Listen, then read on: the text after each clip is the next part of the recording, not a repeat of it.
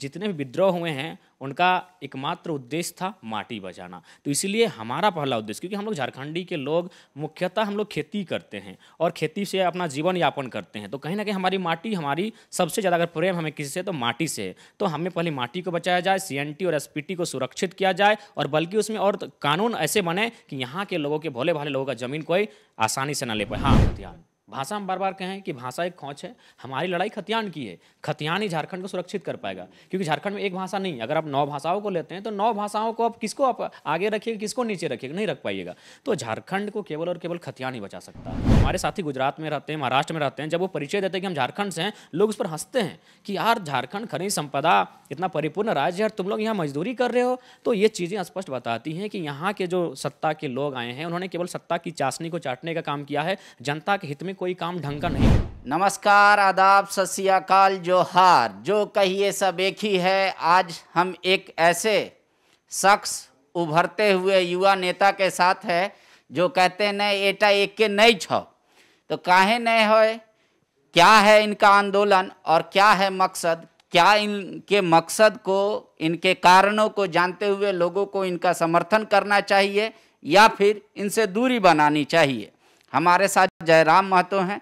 झारखंड में अभी इनको परिचय का मोहताज नहीं है, हर कोई जान रहा है कि भाषा के आंदोलन को लेकर इनकी आंदोलन शुरुआत हुई। अब खतियान और नियोजन नीति को लेकर आंदोलन आगे जारी है। फिलहाल PhD कर रहे हैं और आंदोलन भी जारी रखे हुए हैं। जयराम जी, जो खतियानी है लेकिन वो बंगला बोलता है, उर्दू बोलता है, मगही बोलता है, भोजपुरी बोलता है, हिंदी बोलता है, उसको आप अतिक्रमणकारी मानते हैं, बाहरी मानते हैं या फिर किरायादार मानते हैं? देखिए, पहली बात, जो खतियानधारी है तो वहाँ अगर हर चीज़ का एक सर्वे होता है, एक समीक्षा होती है, एक टीम बनती है, एक आयोग बनती है, आयोग तय करेगी, उसको सर्वे करेगी, और जो खतियान आधारित जो लोग हैं वो जिस भाषा में बात करते हैं, माँ की भाषा जो होती है, जो माइकोरवा भाषा कहते हैं, उसको सर्वे की टीम तय करेगी। क्योंकि इससे पहले 7 भाषाएं थी हमारी, 2 बढ़ के 9 हुई। तो अगर वो खतियानधारी है और अगर वो किसी अन्य भाषाओं के उसका रुझान है तो एक टीम हो जो आयोग बने और वह तय करेगी। लेकिन जहाँ तक झारखंड का सवाल है, ये सभी जानते हैं कि झारखंड का अलग गठन ही हुआ था, अलग परंपरा, अलग भाषा, बोली चाली, पर्व त्यौहार, प्राकृतिक बनावट, भौगोलिक स्थिति और आर्थिक पिछड़ापन। ये तो तर्क आप सब मिला दिए। झारखंड का बंटवारा इसलिए हुआ था कि राजधानी से दूरी झारखंड की काफ़ी ज़्यादा थी, शासन उतना व्यवस्था टाइट नहीं था, विकास की गति वहाँ तक नहीं पहुँचती थी। पूर्व प्रधानमंत्री भी कहते थे रुपया भेजते हैं चवन्नी पहुँचता है। तो शासन जितना नज़दीक होगा तंत्र के, इसलिए होगा। भाषा कोई आधार नहीं था आंदोलन का या झारखंड गठन का। नहीं दादा, एक पहचान था, हमारी एक परंपरा थी जो सदियों से अलग थी। 1865 में कानून बना था अंग्रेजों के समय, इंडियन सक्सेशन एक्ट। 20 साल बाद रिजले साहब उसमें फेरबदल करते हैं, फिर से 6-7 साल सर्वे करते हैं, 1913 में जारी करते हैं कि पूरे भारत में ये कानून मान्य हो सकता है, लेकिन छोटा नागपुर संथाल परगना में जो रहने वाले लोग हैं इन पर ये मान्य नहीं होगा, क्योंकि ये लोग एक अलग जीवन शैली को जीते हैं, इनका व्यवहार, इनकी परंपरा, इनके तरीके कुछ अलग हैं। तो ये चीज़ें ना कहीं ये बताती हैं कि हमारी जो कल्चर है वो बाकी जो देश हैं, जो क्षेत्र हैं, उनसे कुछ भिन्न है, ये स्वीकारना होगा। जब हम भारत देश बने, छोटे छोटे राज्य मिलकर, तब हमने कहा कि हमारा एक संविधान पूज्यमान होगा।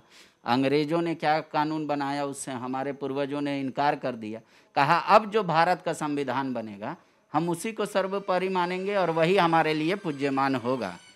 हमने भी तो हमेशा कहा कि संविधान की हम बात करते हैं और संविधान को ही लेकर चलते हैं, हमारा रास्ता ही संविधान का है। और संविधान कहीं ना कहीं सभी राज्यों को अपनी पहचान देता है। आप नागालैंड की बात कीजिए, 371 ये स्पष्ट कहती है कि नागाओं के लिए अगर कोई कानून बनेगा तो उसके लिए विधानसभा को से परमिशन लेना होगा, लोकसभा राज्यसभा को, संसद को परमिशन लेना होगा।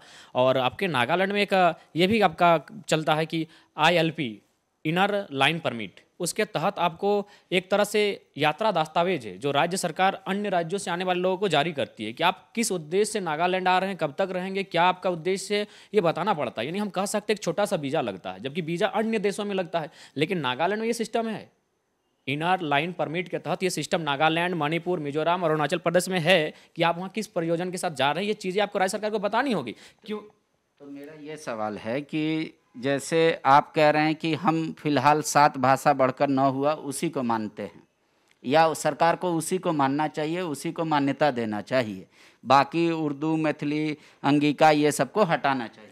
देखिए, हम तो बार बार कहते हैं कि खतियानधारी किस भाषा को बोलते हैं। अगर 9 से 10 भी होती है तो मुझे सरकार एक आयोग बनाए, एक आयोग वो गांव-गांव जाएगी, वो सर्वे करेगी, लेकिन उसका मूल आधार होगा खतियान। भाषा हम बार बार कहें कि भाषा एक खोज है, हमारी लड़ाई खतियान की है। खतियान ही झारखंड को सुरक्षित कर पाएगा, क्योंकि झारखंड में एक भाषा नहीं, अगर आप 9 भाषाओं को लेते हैं तो 9 भाषाओं को आप आगे रखिएगा, किसको नीचे रखिएगा, नहीं रख पाइएगा। तो झारखंड को केवल और केवल खतियान ही बचा सकता है। अब जब सरकार कह रही है कि हम, और उनका मैनिफेस्टो में भी था कि हम खतियान आधारित स्थानीय नीति लेकर आएंगे, नियोजन नीति नहीं उन्होंने कहा, तो अब जयराम या उनकी पूरी टीम या टोली का आंदोलन किस बात को लेकर है? क्या सरकार पे विश्वास आप लोगों को नहीं है, या आपको लग रहा है कि सरकार अपने मुद्दों से, अपने मैनिफेस्टो से पलायन कर रही है, या फिर आपको लग रहा है कि नहीं, ये एक मुद्दा ऐसा है जो 26 महीने के बाद पूरी जोर शोर से उठाना जाना चाहिए? देखिए, झारखंड के लोग कहीं ना कहीं बहुत भोले भाले लोग होते हैं। ये बहुत जल्दी किसी से उम्मीद लगा लेते हैं, और यहाँ के जो लोग हैं इसी कारण हमेशा छले गए हैं। तो सरकार जिस दिन विधानसभा में ये विधेयक पारित कर देगी, आंदोलन स्वतः धीमा पड़ जाएगा। पढ़ने वाले छात्र पढ़ने के लिए चले जाएंगे, तैयारी करने के लिए चले जाएंगे। तो कहीं ना कहीं जो सरकारें बनी हैं अब तक, चाहे वर्तमान सरकार हो, इससे पूर्ववर्ती सरकारें रहो, उन्होंने केवल सेंटीमेंट का गेम खेला है, लोगों की भावनाओं से सरकार बनाई है, और धरातल पर झारखंड के हित में कोई काम नहीं हुआ है। अगर होता तो जो भी इंडेक्स हैं जो अभी हाल फिलहाल जारी हुए हैं, चाहे एजुकेशन इंडेक्स की बात करें, हंगर इंडेक्स की बात करें, एम्प्लॉयमेंट इंडेक्स की बात करें, सब में झारखंड पीछे है। जबकि झारखंड अकेले 40% खनिज देता है। हमारे साथी गुजरात में रहते हैं, महाराष्ट्र में रहते हैं, जब वो परिचय देते हैं कि हम झारखंड से हैं, लोग उस पर हंसते हैं कि यार झारखंड खनिज संपदा इतना परिपूर्ण राज्य है, तुम लोग यहाँ मजदूरी कर रहे हो। तो ये चीज़ें स्पष्ट बताती हैं कि यहाँ के जो सत्ता के लोग आए हैं, उन्होंने केवल सत्ता की चाशनी को चाटने का काम किया है, जनता के हित में कोई काम ढंग का नहीं हुआ है। आप क्या चाहते हैं, स्थानीय नीति या खतियान आधारित नियोजन नीति? बिल्कुल, स्थानीय नीति भी होनी चाहिए खतियान के आधार पर, नियोजन नीति भी होनी चाहिए, उद्योग नीति और विस्थापन नीति भी होनी चाहिए। विस्थापन नीति का इसलिए मैं आप जिक्र करता हूँ क्योंकि इस दरमियान में जहाँ जहाँ गया, विस्थापितों का दुख सबसे विकराल परिस्थिति में है। उनकी लाखों लाख जमीनें, 1.5 रुपया डिसमिल, चांडिल की मैं घटना बता रहा हूँ, वहाँ 60,000 एकड़ जमीन लिया गया है, 1.5 रुपया डिसमिल। कितना दुख और पीड़ा का बात है। और लगातार 65,000 लोग वहाँ विस्थापित हुए हैं। आज वे कटोरा ले के भीख मांग रहे हैं, और जो लोग पलायन होकर यहाँ आए हैं, जो मजदूरी करने आए, आज सब लोग धन्ना सेठ बन गए हैं, अरबपति, लाखपति बन गए हैं, करोड़पति बन गए हैं। तो ये चीज़ें खतियान के ये तो भारत का संविधान कहता है कि कोई कहीं भी जाकर बिजनेस कर सकता है, रह सकता है, तो आप ऐसा नहीं कर सकते। और हमारी कानून किसी को रोकता भी नहीं है कि भाई आप इतना से ज़्यादा मत कमाइए या इस लिमिट तक कमाइए। कोई भी गलत काम करके नहीं कमाएगा, बस संविधान ये कहता है, हम भी वही बात कर रहे हैं कि गलत करके कोई करना कमाए। लेकिन ये सच्चाई है, आपको इस सच्चाई को स्वीकारना होगा। ग्राउंड अगर रिपोर्ट बनाने जाएंगे तो हम लोग अपना टीम के साथ आपको सहयोग करेंगे, रात के 12 बजे के अंधेरे में जाएंगे और आपको दिखाएंगे कि किस प्रकार कोयले की अवैध तस्करी हो रही है, बालू का कहाँ से अवैध तस्करी हो रही है, लकड़ियों को कैसा काटा जा रहा है, जंगल के पर्वतों को कैसे पहाड़ों से वो तो खतियान और नियोजन से नहीं लेना है, वो तो सरकार का लॉ एंड ऑर्डर फेल होगा इसका मतलब। तब पुलिस अपना काम नहीं कर रही है, माइनिंग डिपार्टमेंट अपना काम नहीं कर रहा है, एमबीआई काम नहीं कर रहे हैं, डीटीओ काम नहीं कर रहे हैं। आपके उस बात का मैंने उत्तर दिया जिस बात में आपने जिक्र किया कि कोई भी कमा सकता है, लेकिन ईमानदारी से। तो जो लोग आज यहाँ आए हैं, उनका मकसद केवल मूलतः होंगे 10% जो ईमानदारी से कमा रहे होंगे। बहुत सारे लोग ऐसे हैं जो निसंदेह झारखंड में बसे हैं और ईमानदारी से निष्ठापूर्वक कमा रहे हैं। लेकिन आपको जो चीज़ें अभी सामने देखने को आ रही है, आप कॉन्ट्रैक्ट बेस जाइए, जहाँ भी जाना है, लगभग माने एक भ्रष्टाचार का प्रकोप फैला हुआ है। और मैं बार बार इसीलिए कहता हूं कि इसीलिए झारखंड को नियमता अगर बचाना है, झारखंड को अगर संरक्षण करना है, और चूंकि ये होना भी चाहिए, सभी राज्य का अपना अपना पहचान है, अपनी अपनी कुछ परंपराएं हैं, उसी के आधार पर राज्य तय हुआ है। और जो संविधान संशोधन भी हुआ था 1951-52 के आसपास, उसमें यह तय किया गया था, भाषा भी उसमें एक प्रमुखता के साथ उसको जगह मिला था। सरदार पटेल ने भी पहले माना था कि भाषा के आधार पर राज्य का गठन नहीं होना चाहिए, लेकिन 2 साल बाद उन्होंने स्वीकार किया, चूंकि लोकतंत्र में लोगों की मांगे क्या है वही जायज होती है।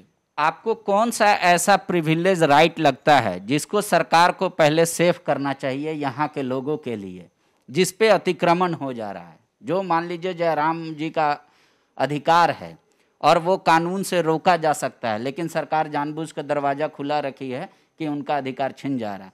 तो ऐसा कौन कौन सा लग रहा है? मेरा पहला अधिकार रहेगा CNT SPT को मजबूत किया जाए, क्योंकि झारखंड की सरजमी से जो भी आंदोलन हुए हैं, ढाल विद्रोह हो, चुहाड़ विद्रोह हो, हूल विद्रोह हो, तमाड़ विद्रोह हो, तिलका मांझी विद्रोह हो, बिरसा मुंडा का विद्रोह हो, जितने भी विद्रोह हुए हैं उनका एकमात्र उद्देश्य था माटी बचाना। तो इसलिए हमारा पहला उद्देश्य, क्योंकि हम लोग झारखंडी के लोग मुख्यतः हम लोग खेती करते हैं और खेती से अपना जीवन यापन करते हैं, तो कहीं ना कहीं हमारी माटी, हमारी सबसे ज़्यादा अगर प्रेम हमें किसी से तो माटी से है। तो हमें पहले माटी को बचाया जाए, CNT और SPT को सुरक्षित किया जाए, और बल्कि उसमें और कानून ऐसे बने कि यहाँ के लोगों के, भोले भाले लोगों का ज़मीन कोई आसानी से ना ले पाए। हाँ, अगर विकास की बात करते हैं, उद्योग की बात करते हैं, तो उस पर ये आए कि सबसे पहला जिसका ज़मीन जाएगा, जब तक कंपनी रहेगी उस व्यक्ति का वहाँ नियोजन होना चाहिए। वो 5 पीढ़ी जाएगी तो 5वां पीढ़ी को भी नियोजन मिलना चाहिए, 6ठा पीढ़ी जाएगी तो 6ठा पीढ़ी को नियोजन मिलना चाहिए।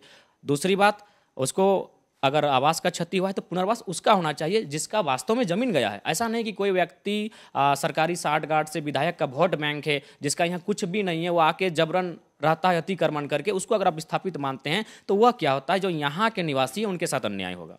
सरकार, आप कह रहे हैं कि हमको खतियान आधारित नियोजन नीति चाहिए और खतियान आधारित स्थानीय नीति। स्थानीय का हम जानना चाहते हैं कि लाभ आम आदमी को कहाँ मिलता है, नियोजन अगर उसमें माइनस कर दें।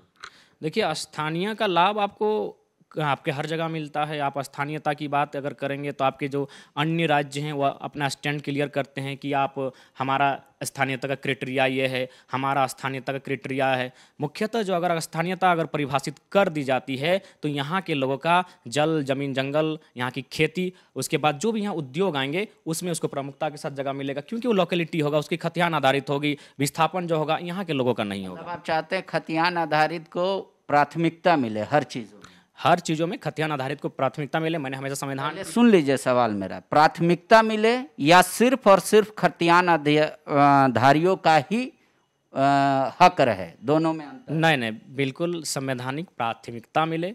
पहली बात, 2011 की जनगणना कहती है कि गाँवों की आबादी 77%, यानी वहाँ बाहर राज्य के लोग नहीं हैं। गाँव में शुद्ध झारखंडी 77% है, शहर में है 23%, उसमें भी 7% झारखंड के लोग हैं। तो 77 और 7 84, यानी आप 84, 80 से 84, 85 के बीच अब तय कीजिए खतियानदारी, और बाकी खुला रख दीजिए, जो राज्य के लोग आते हैं स्वीकार है। चाहे वो नौकरी में आए, चाहे किसी चीज़ में आए। बिल्कुल, किसी चीज़ में आए, संवैधानिक रास्ते से आए, हमें आपत्ति नहीं है। लेकिन आप अगर बिना जाति आवास से जो बनने लगा है, बिना खतियान का बनने लगा है, इससे मेरे कुछ साथी हैं, मैं नाम नहीं लूँगा, उन्होंने खुद बताया कि हम बंगाल के हैं, हम यहाँ रेंट में रहते हैं, 6 महीना से यहाँ तैयारी कर रहे हैं, तुम जाति आवास से बना चुके हैं। कैसे बना? वो तो सीईओ का गलती है। बिल्कुल, तो सीईओ कि अगर अभी भी वर्तमान में देखिएगा, झारखंड में 1985 का खतियान लागू है, सरकार ने भी सदन में कहा। तो अगर कोई 6 महीना पहले से आ रहा है और नियोजन के लिए उनका अगर स्थानीय बन जा रहा है या डोमिसाइल बन जा रहा है, वो तो सरकार की गलती नहीं, वो तो सिस्टम। तो कहीं ना कहीं सिस्टम जो है वो कहीं ना कहीं सरकार ही सिस्टम को चलाएगी। अगर सरकार अगर वहाँ मजबूती के साथ अपने बातों को नहीं रखेंगे, सिस्टम को अगर फॉलो करने का निर्देश नहीं देती, तो यही होगा। और निसंदेह इसीलिए तो बात करते हैं कि अगर आप तय करेंगे कि भाई झारखंडी कौन है, पहला अधिकार झारखंडी को मिलना चाहिए, तो जो झारखंडी जनभावना के लोग रहेंगे निसंदेह वो माटी के प्रति सोच रखेंगे। लेकिन आप देखिए, रघुवर सरकार के टाइम में आया था जमीन रजिस्ट्री का मामला, 1 रुपये में। देवघर में तमाम जो IAS IPS थे उन्होंने जमीन को रजिस्ट्री करने का काम किया। तो यहाँ के नियम जो बन रहे हैं, घुमा फिरा कर जो लोग अतिक्रमण करने का उद्देश्य करते हैं, और लगातार अंदरूनी आंकड़े बता रहे हैं कि यहाँ 36,000 लोग प्रत्येक साल झारखंड में आकर निवास कर रहे हैं और झारखंड में भी अधिकार ले रहे हैं, और अन्य राज्यों में भी उनका अधिकार जारी है। जबकि आपका हाईकोर्ट भी कहती है कि आप एक ही राज्य में स्थानीयता। रघुवर दास का भी यही था कि 85 अगर हम मूल मानते हैं, उनको एक सेल्फ डिक्लेयर्ड देना है कि हम दूसरे राज्य में डोमिसाइल का लाभ नहीं ले रहे हैं। नहीं तो अगर नौकरी हो भी जाएगी तो पैसा रिकवर होगा, वो जेल जाएंगे ताउम्र। वो तो कानून बना हुआ है। मेरा ये है, सरकार सदन में कह रही है कि हम 64 पे भी स्टडी कर रहे हैं, 74 पे भी स्टडी कर रहे हैं। सरकार का एक तर्क है कि बाबूलाल मरांडी जो लेकर आए थे उसको कोर्ट ने खारिज कर दिया। तो फिर अब उस मुद्दे को लेकर हम कैसे बढ़ें जो एक बार कोर्ट से खारिज हो चुका है? जल्लीकट्टू का मामला याद होगा आपको, भी जल्लीकट्टू में भी सुप्रीम कोर्ट का निर्णय था, जजमेंट था कि जल्लीकट्टू असंवैधानिक, उसे रद्द किया जाए, बंद किया जाए, लेकिन तमिलनाडु में इतना विरोध होता है, इतना विरोध होता है कि सुप्रीम कोर्ट को निर्णय बदलना पड़ा। तो फिर यहाँ हाईकोर्ट की बात हो रही है। हाईकोर्ट को भी जनभावना का सम्मान करना चाहिए, क्योंकि हाईकोर्ट भी संविधान का अंग है, और जनभावना अगर 32 की बात कर रही तो 32 पर ही समीक्षा होनी चाहिए। सरकार एक बार बार बात कहती है संविधान की धारा 16, क्या आपने पढ़ा है वो 16 धारा का पैराग्राफ 3, वो क्या कहता है? वो सरकार कह रही है कि उसमें साफ लिखा है कि हम किसी भी को बाय बर्थ प्लेस या by colour of skin, by language हम नहीं रोक सकते हैं। चूँकि मैं नहीं पढ़ा हूँ इसलिए मैं जानना चाहता हूँ कि क्या वाकई में सरकार नहीं रोक पाएगी नियोजन बाहर के लोगों का? सही है। आपका अनुच्छेद 16 समानता की बात करता है, और आपका 14 से 18 तक वो जो है पहले समानता की ही बात करता है। सही बात है। 16 आप कहता है कि एक दो पक्ष में है, लेकिन 16(3) फिर कहती है अपने राज्य, आप अपने राज्य को प्रीफर कर सकते हैं। 16(3) कहती है प्राथमिकता देने की जी, प्राथमिकता देने की बात। यही नहीं, आपका आर्टिकल 309 भी कहती है विधानसभा को, 16(3) कहती है संसद को, और आर्टिकल 309 कहती है विधानसभा को। उसके बाद जो 7वीं अनुसूची है, जिसमें संवर्ती सूची, केंद्र सूची और राज्य सूची है, उसमें राज्य सूची का 41 नंबर में भी राज्य की प्राथमिकता की बात कही जा रही है। एक और सवाल उठता है, जब यहाँ सरकारी नौकरी किसी भी राज्य में बहुत लिमिटेड होता है, उसमें प्राथमिकता की बात कर रहे हैं कि आप झारखंडी हो की, लेकिन आप कह रहे हैं झारखंडी वही होगा जो 32 का खतियानधारी होगा। ठीक है, सरकार का वो है कि भाई कोर्ट में वो फिर टूट जाएगा, तो इसलिए हम लास्ट सर्वे सेटलमेंट में जाए या जिस डिस्ट्रिक्ट में जहाँ जहाँ सर्वे हुआ है वहाँ का ले। लेकिन तब फिर जो मेरा दर्शक है जो गांव में है, मेरी चाची या आजी, वो कैसे समझेगी कि स्थानीय नीति बेहद जरूरी है, नियोजन से भी ज़्यादा जरूरी है। अगर नियोजन में सरकार बाध्य नहीं कर सकती, किसी का एंट्री नहीं रोक सकती, कोई भी राज्य का कहीं भी जाके नौकरी कर सकता है, संविधान अगर ऐसा करता है, तो फिर स्थानीयता की ज़रूरत कहाँ कहाँ पड़ती है? स्थानीयता की ज़रूरत मूलतः स्थानीय लोगों के मूलभूत अधिकारों को बचाने के लिए। स्थानीयता वहाँ तय होती है जहाँ लोगों की जो मूलभूत अधिकार है, और आपका जो अलग पहचान है, किसी की पहचान परंपरा के आधार पर है, किसी की संस्कृति के आधार पर है। तो आपका भारतीय संविधान अनुच्छेद जहाँ शायद आपका 29 बात भी करता है कि जो लोग आपका जो संस्कृति है उसे बचाने का अधिकार, शिक्षा और संस्कृति की बात करता है। तो जो लोग स्थानीयता अगर तय होती है, तो पहला बात जो यहाँ झारखंड का सदियों से मांग रहा है, और सदियों से झारखंडियों ने लड़ाई लड़ी है, माटी की लड़ाई लड़ी है। आज वो माटी की जो लड़ाई है, आज आप कहीं जाएं, आप निसंदेह आपको ऐसा देखने को मिलेगा कि जो कानूनें हैं, जो कानूनें झारखंड के हित में सुरक्षित करने के लिए बनाई जाती है, वो कानूनें कहीं ना कहीं उल्लंघन हो रहा है। तो फिर आप CNT SPT पे बात कीजिए कि उसको सख्ती से लागू करो। CNT SPT तो यहाँ का मन कह सकते आत्मा है, उसको तो सख्ती से लागू करना ही होगा। और दूसरा जगह कहाँ स्थानीयता का जरूरत पड़ेगा? स्थानीयता का जरूरत, उसके बाद आपका सीधा सीधी आपके जो कल्चर हैं, अगर आप स्थानीयता को तय नहीं करेंगे। संविधान किसी को नहीं रखता।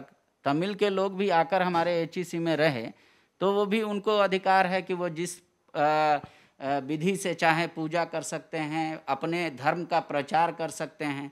यहाँ डुअल सिटीजनशिप तो है नहीं, हम भारतीय हैं, बस ये हमारी परिचय है, हमारा यही पहचान है।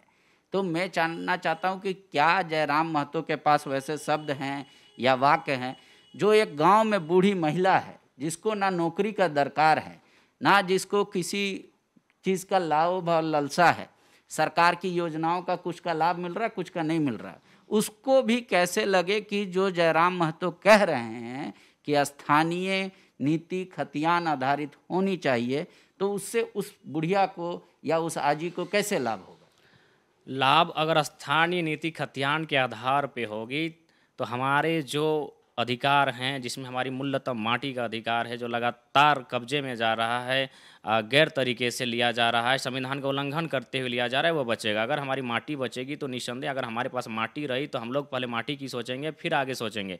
लेकिन अगर हमारी माटी ही नहीं रही, माटी हमारी छीन गई, हम लोग गाँवों से आके शहरों से गाँव में आ जाएंगे, गाँवों से जंगलों में चले जाएंगे, तो निस्संदेह हमारा पतन होगा। दूसरी बात, सही बात आपने कहा, भारतीय संविधान 19 कहता है कि आप कहीं आचरण कर सकते हैं, कहीं जा सकते हैं, व्यापार कर सकते हैं, रह सकते हैं, बच सकते हैं, ठीक है। लेकिन यह भी कहता है कि आप वहाँ अपना हक अधिकार का दावा नहीं कर सकते हैं। हक अधिकार का दावा, जो आरक्षण की बात होती है, जो हक अधिकार का बात है, वहाँ का जो मूल व्यक्ति है वही कर सकता है।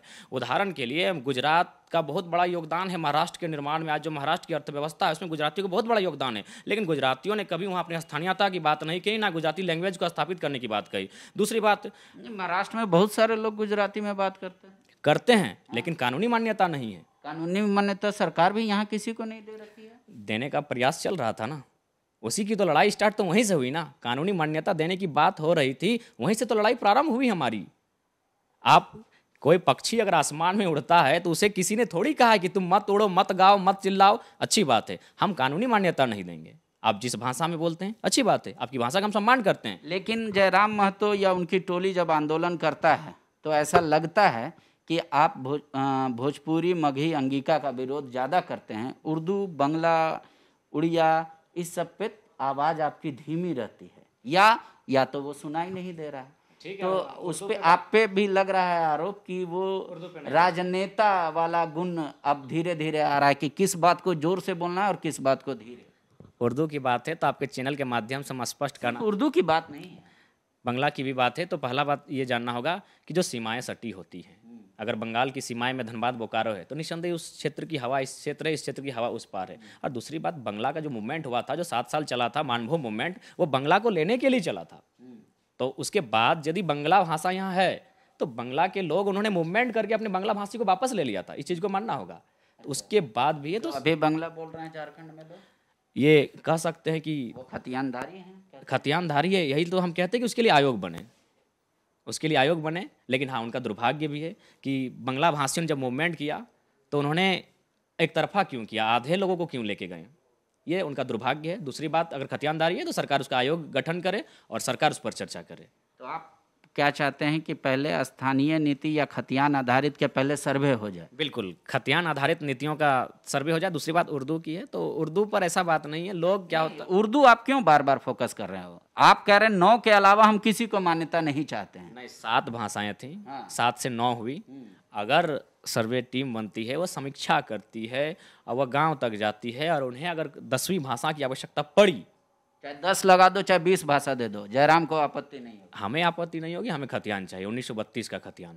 सरकार कह रही है कि 1932 एक बार कोर्ट में पीट चुका है, वो गैर संवैधानिक, हम चीज़ फिर लेके जाएंगे, फिर हमारा स्टैंड गिर जाएगा। आप फिर बनाइए, आप फिर बनाइए।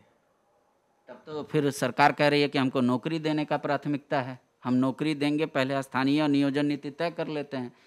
अब हम सर्वे ही कराते रहेंगे। झारखंड के लोगों को नौकरी की आवश्यकता है, सही बात है। नौकरी इसलिए चाहिए क्योंकि उसे आर्थिक आवश्यकता है। तो ऐसा कीजिए ना, जितनी फैक्ट्रियाँ हमारे कल कारखानों के माध्यम से हमारी ज़मीनें छीनी गई हैं, बड़ी बड़ी कंपनियों के माध्यम से, पहले आप वहाँ जाके सर्वे कीजिए।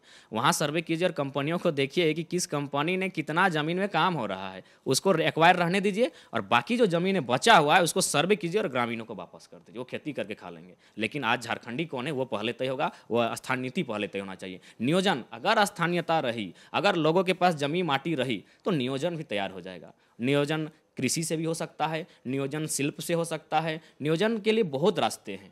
एक बात आ रही है, आप तो चूँकि किसी पार्टी से टैग नहीं करते हैं आप अपने आप को, लेकिन विपक्ष का यहाँ सवाल है कि एक तरफ मुख्यमंत्री कहते हैं कि हम ST, SC, OBC के बच्चों को विदेश तक पढ़ाई कराएंगे, दूसरी तरफ कहते हैं कि अरे मुर्गी पालन करो, सुअर पालन करो।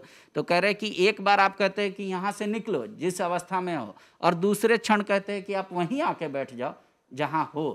तो कह रहे ये कैसा विकास है, या ये कैसे नियोजन लगेगा?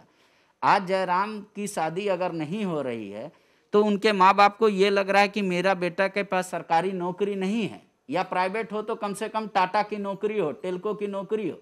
तो कह रहा है कि कोई अगर खेती कर रहा है, पैसे कमा रहा है, जीविका अपना चला रहा है, फिर भी वो समाज में हैसियत या सोसाइटी उसको उस नज़र से नहीं देख रही है। देखिए, समय बदलाव आ रहा है। जो लोग इश्क की बातें करते थे वो इनकलाब करने लगे हैं, वे खतियान को समझने लगे हैं।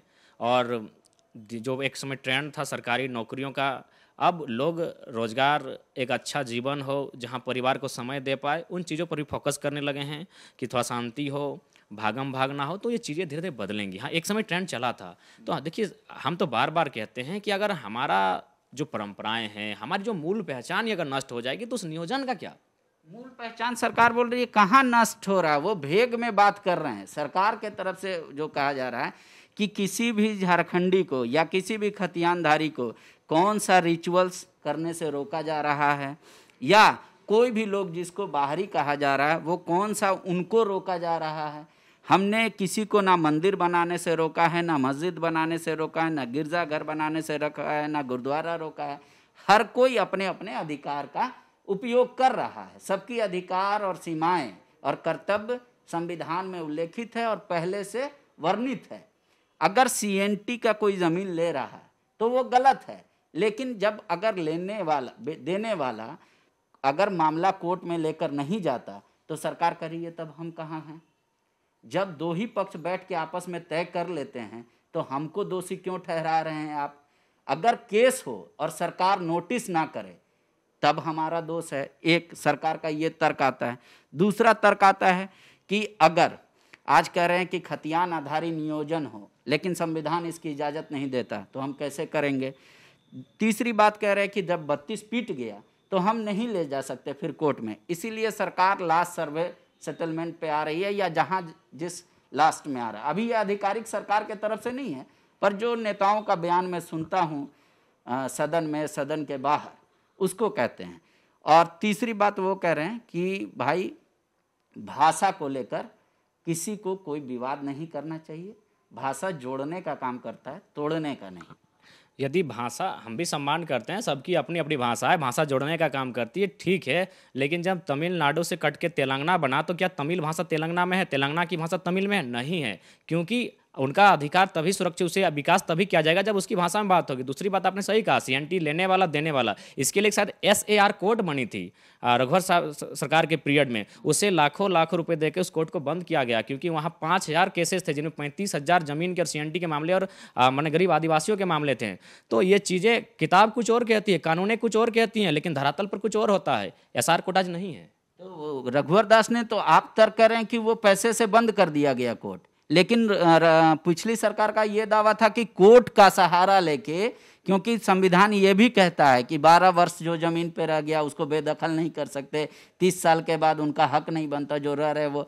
तो बोले इन कानून का, और सीएनटी में ये था प्रावधान कि उसका कंपनसेशन किया जाए, तो बोले इस कानून का दुरुपयोग हो रहा है, इसीलिए हमने कोर्ट बंद कर दिया ताकि सीएनटी और एसपीटी और सख्त हो।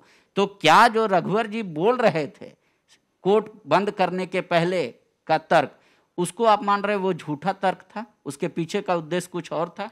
देखिए, सरकारें बहुत कहती कुछ और है, उनके पास हाथी के दांत हैं, दिखाने के कुछ और हैं, खाने के कुछ और हैं। और आपको मैं स्पष्ट, जहाँ तक सीएनटी की बात है, तो सीएनटी तो यह भी कहता है कि आप किसी से छल कपट से ज़मीनें नहीं ले सकते हैं। अगर लिया है तो आपको 100 साल बाद भी उसको रिटर्न करना होगा, उसके बाद वह सज़ा का भागी होगा। तो इस पर अगर ग्राउंड सर्वे किया जाए तो मुझे लगता है 50% लोगों को ज़मीनें खिलाने के बाद, पिलाने के बाद, जो सच्चाई है। लेकिन ये चीज़ें, क्योंकि तर्क नहीं है इन चीज़ों का, लेकिन वास्तविकता यही है। धनबाद, बोकारो की सरजमीन पर जाने के बाद जब आप अध्ययन करेंगे तो सामने यही बातें आएंगी कि केवल और केवल उन्हें धोखे में रखकर उनकी ज़मीनें ली गई हैं। आज उस पर कुछ नहीं। और जब बात करते हैं कि कोई कहीं भी आ रह सकता है, ठीक है, अच्छी बात है, लेकिन झारखंड में झारखंडी है कहाँ? धनबाद, बोकारो कहाँ है? वो विस्थापन की ओर है, वो लगातार पलायन की ओर है। 12 लाख मजदूर आंसुओं के साथ वापस आते हैं, झारखंड फिर चले जाते हैं रोजी रोजगार के लिए, और इन्हीं की सरजमी पर अन्य राज्यों के लोग आराम से रहकर खाते हैं। ठीक है, खाना है, अच्छी बात है, लेकिन राज्य अलग अलग क्यों बने हैं? भारत राज्यों का देश क्यों हुआ? भारत क्यों नहीं हुआ? तो भारत को एक कर दिया जाए, सारा विवाद खत्म हो जाएगा। भारत एक नहीं हो सकता है, क्योंकि अनेकताओं में एकता ही भारत की पहचान है, और उस गरिमा को आपको बरकरार रखना होगा। झारखंड झारखंडी के लिए सुरक्षित करना ही होगा, नहीं तो इन फ्यूचर बहुत नुकसान होगा, बहुत नुकसान होने वाला है, जो कि आंकड़े नहीं कहेंगे, क्योंकि आंकड़े, सरकारी आंकड़े कुछ और कहते हैं और जो धरातल पर दिखता है वो कुछ और कहता है। आप सिंदरी विधानसभा में बार बार उदाहरण देता हूं, वहाँ 18,000 क्वार्टर बनाए जा रहे हैं, उनमें निश्चित ही 7% जो अन्य राज्य के लोग हैं, जो अतिक्रमण, मुख्यतः अतिक्रमण करके थे, जिनकी आबादी ज़्यादा अतिक्रमण करके बसे होंगे, उनको बसाया जाएगा। 18,000 क्वार्टर में अगर ये तो भेग है, ये तो भेग है। जयराम जी ये कहे कि ये क्वार्टर उनको मिलेगा जो वहाँ के स्टाफ होंगे। आपके पास तो कोई आंकड़ा नहीं है, फिर तो सरकार की तरह आप बात कर रहे हैं, बात कुछ और कर रहे हैं और समझा कुछ और रहे हैं। आप कहिए कि जो मेरा ये दावा है या मेरा ये आरोप है, ये कह सकते हैं कि उन स्टाफ में 90% बाहरी होंगे या 99%। निशिकांत दुबे जी ने प्रश्न किया था 13,388 क्वार्टर ऐसे हैं जिनमें अवैध कब्जा है। किनका है? अवैध कब्जा है यानी स्पष्टता है, अवैध कब्जा यानी उनका जिनका है नहीं। जो समर्थवान होगा वो कब्जाधारी होगा। ये कहाँ कह सकते हैं कि झारखंडी कब्जाधारी होगा या बाहरी कब्जाधारी होगा? जो समर्थवान होगा। अगर हमारी और आपकी लड़ाई होगी तो ताकतवर आप रहेंगे तो पिट जाऊंगा मैं, लेकिन उस समय कोई अगर ये तर्क दे कि महतो पीट दिए और पंडित जी पिटा गए, ये तर्क तो फिर वेग है ना। जो आप मजबूत है इसलिए पीट दिए, हमको ये तर्क जाना चाहिए कि जो समर्थवान है वो कब्जा किया है, जो इसके पास प्रशासन है, जिसके पास ताकत है, जिसके तहत पैसा है, वो कब्जा किया है। झारखंड में पैसा झारखंडियों के पास नहीं है, बस ये तय है। इसके लिए ग्राउंड रिपोर्ट तय करनी चाहिए। इस पर कागज की बात नहीं होनी चाहिए, इस पर रियलिटी की बात करनी चाहिए और एक टीम बने और आप सर्वे किया जाए कि जो बीसीसीएल का क्वार्टर खाली हो रहा है उसमें कौन अवैध कब्जा करके रह रहे हैं और बिजली पानी फ्री का मैंने फ्री में सेवन कर रहे हैं। तो ये चीज़ें ग्राउंड पे बननी चाहिए। आपके अगर एक जयराम जी, मैं ये सवाल है कि मैं कहूँ कि बीजेपी के सरकार में बीजेपी के लोग या उनके समर्थित लोग कब्जा लगेगा कि नहीं? सरकार किसी के भी रहे, कब्जाधारी बाहरी वाले ही कर रहे हैं। सरकार किसी की रहे, जिसने कब्जा किया है उसे कब्जा से बेदखल किया जाए, क्योंकि वो गलत है और कब्जाधारी गलत हैं, चाहे जो रहें उन्हें बाहर किया जाए। और मुझे पूर्ण विश्वास है, मेरा दावा है, उसमें 1-8% हो सकते हैं जो हमारे क्षेत्र के या हमारे झारखंड के हो सकते हैं, बाकी अन्य राज्यों के हैं जहां उनका कब्जा है। एक और सवाल, सरकार संभवतः, मैं ये दावे के साथ नहीं कर रहा हूँ, सरकार एक सीएनटी में संशोधन करने जा रही है, थाना क्षेत्र की बाध्यता खत्म करने जा रही है। जो गरीब लोग हैं वो कह रहे हैं कि हमारा पास तो इतना पैसे न खाओ कि हम दूसरे जगह जाके जमीन लें। ये तर्क विपक्ष देता है। क्या जयराम महतो ये थाना क्षेत्र की बाध्यता का समर्थन करेंगे अगर ऐसा होता है, या इसका विरोध करेंगे? देखिए, पहली बात, ये गरीब व्यक्ति की आवाज़ नहीं है कि हम थाना क्षेत्र के बाहर ज़मीन ले पाएंगे कि नहीं। ये मंत्रियों को अपना सिकंदर का साम्राज्य बढ़ाने में समस्या हो रही है, इसीलिए उनकी चाल है। ये गरीब व्यक्ति की नहीं, वो अपना गांव में खुशहाल रहना चाहता है। आप उसके गांव में अच्छी सुविधाएं कर दें, वो गांव में खुशहाल रहेगा, उसके बिजली हो, पानी हो, सड़क हो, जो भी व्यवस्थाएं हैं। लेकिन ये चाल अगर आ रही है, अगर संशोधन करने का प्रयास किया जा रहा है, तो इससे केवल और केवल सरकार के हैं उनके बैठे हुए हुक्मरान, उनके लिए बना है। और ये आज नहीं, पांडे भैया, उस समय मैं चाहूँगा कि आपके थोड़ा बाल सफ़ेद हो जाएंगे। 20 साल बाद जब रिपोर्टिंग करेंगे तो आप खुद कहेंगे कि फलाना विधायक का मलेशिया में फ्लैट पाया गया, फलाना। तो आज भी है, कई एक विधायक हैं जो 81 पूर्व में थे और 81 वर्तमान में हैं और सीएनटी से आच्छादित हैं, उनकी भी कई जगह ज़मीन है, लेकिन वो कह रहे हैं वो गैर कानूनी नहीं है, वो किसी को हड़प के हमने नहीं लिया है, संविधान ने हमको इसकी इजाज़त दी है, कानून ने दिया है, तब हम इसका लिया है। तो एक विधायक का तनख्वाह अभी शायद 1.5 लाख है। यदि 1.5 लाख को 12 से गुना करते हैं तो 18 लाख। चोर कौन है? आप ये गलत दिशा में डिस्कशन ले जा रहे हैं। आप फिर तो गरीबों को भड़का रहे हैं अमीर के प्रति। आपका ये मानसिकता हो रहा है कम्युनिस्ट वाला। नहीं, सुन लीजिए, चोर कौन है? चोर तो पांडे जी भी हो सकते हैं। नहीं, विधायक क्यों चोर है? वो हम चुने हैं, उसको उसी समाज का है, वो विदेश से तो आया नहीं। अगर जयराम महतो चोर हो सकते हैं तो उनका नेता भी चोर हो सकता है। अगर पांडे जी चोर हो सकते हैं तो पांडे जी का नेता भी चोर हो सकता है। अगर आप कह रहे हैं कि विधायकों की आय देख लिया जाए और उनकी संपत्ति, तो आपको आकलन हो जाएगा कि कहां से आया पैसा, आप ये कह रहे हैं।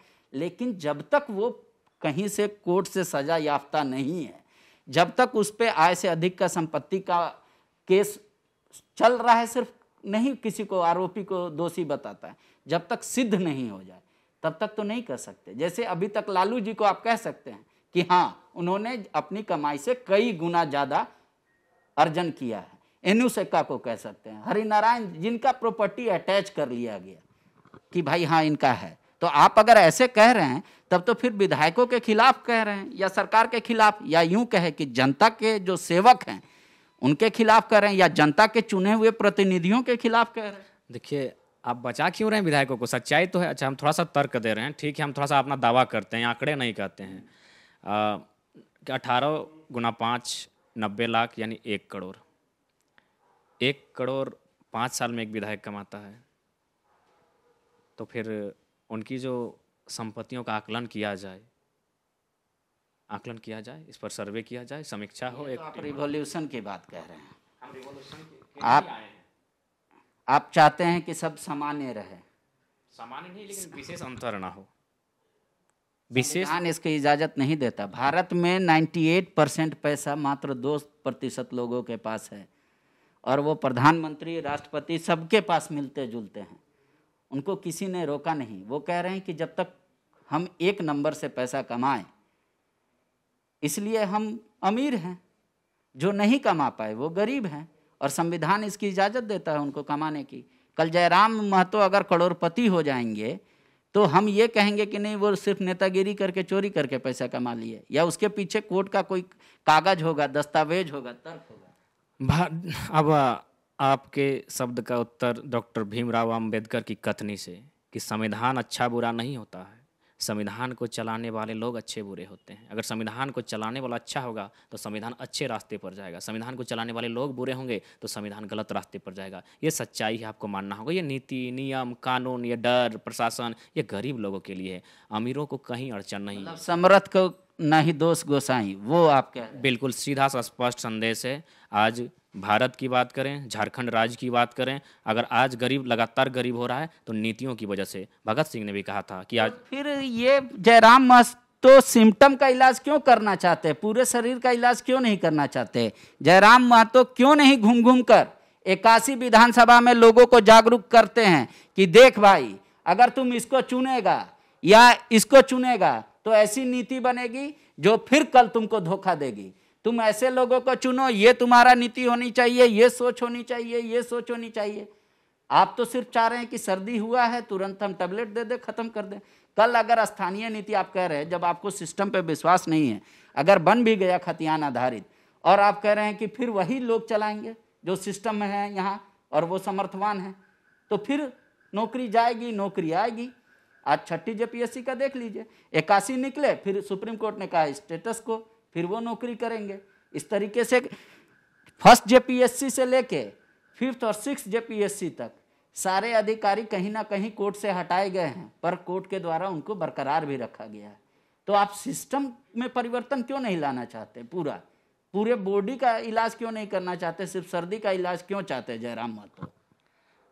हम तो लगातार जा रहे हैं, सभाएं कर रहे हैं, कोल्हान गए, गोड्डा गए, संथाल परगना गए, हम खूंटी गए, रामगढ़ गए, रांची आए, बोकारो, धनबाद, कोडरमा, हजारीबाग, हर जगह सभाएं कर रहे हैं। लोगों से हम यही अपील कर रहे हैं कि अब ऐसे व्यक्ति को चुनो जो माटी की बात करता है, जो निष्ठापूर्वक कार्य करे, और जिसमें सिकंदर का पहले का जीवन का गुण नहीं, सिकंदर के बाद के जीवन का गुण हो, ऐसे लोगों को चुने। क्या जयराम महतो को ये इतनी ताकत प्रकृति ने, ईश्वर ने या पिता के खून ने दी है कि 1 लाख की भीड़ हो या 1 करोड़ की भीड़ हो, जयराम महतो ये कहे कि अगर आप अपने काम कराने के लिए पैसा नहीं निकालेंगे तो भ्रष्टाचार नहीं होगा।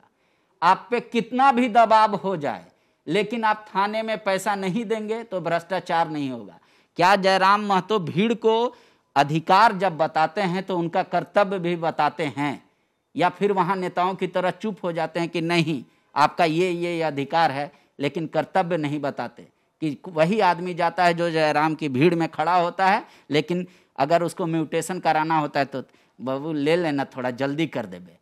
तो ये क्या जयराम महतो यहाँ के लोगों को भी सिखा रहे हैं कि मतलब सुधरो, या फिर हम अगर अच्छे होंगे तो हमारे नेता भी अच्छे होंगे? ऐसा कर रहे हैं जयराम महतो? बिल्कुल, हम उनके कर्तव्यों को भी बता रहे हैं कि अब चाहे परिस्थिति कुछ भी हो जाए, बहुत मेहनत के बाद, बहुत मशक्क़त के बाद झारखंड जागा है, एक नया रिवोल्यूशन तैयार हुआ है। तो एक नया फ्रेश झारखंड का निर्माण हो, जहां धरातल से हम लोग उसमें परिवर्तन करें। हम तो जहां भी जाते हैं हम शराब का जिक्र करते हैं कि शराब का प्रयोग नहीं करना है, जो हमारे खुद में कुरीतियाँ हैं उन्हें त्यागना है। हम तो कहते हैं कि ना भाई, दहेज प्रथा के खिलाफ जी बिल्कुल भी दहेज प्रथा के खिलाफ, बाल विवाह के खिलाफ बोल रहे हैं। बाल विवाह के खिलाफ भी हमने अपने वीडियो में बलियापुर में भी कहा था कि आपके क्षेत्र में सुनने में आया है कि बाल विवाह की संख्या बढ़ी है, तो समाज का दायित्व बनता है कि आप थोड़ा हस्तक्षेप करें। हमारी आवश्यकता होती है, हम आएंगे। हमने दहेज पर भी बात किया है कि अगर माटी हमारी। जयराम महतो ये कहते लोगों को कि समय कितना भी लगे, पैसा दे के काम मत कराना।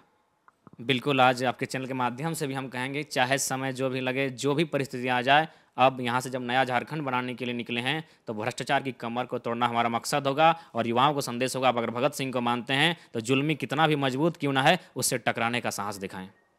शुक्रिया। उम्मीद करता हूं कि आपका ये रिवॉल्यूशन बहुत अच्छी उम्मीद के साथ, लेकिन आमतौर पे अगर किसी भी पुराने नेताओं से बात कीजिएगा तो ऐसा ही क्रांतिकारी या ऐसा ही भगत सिंह उनमें भी दिखता है।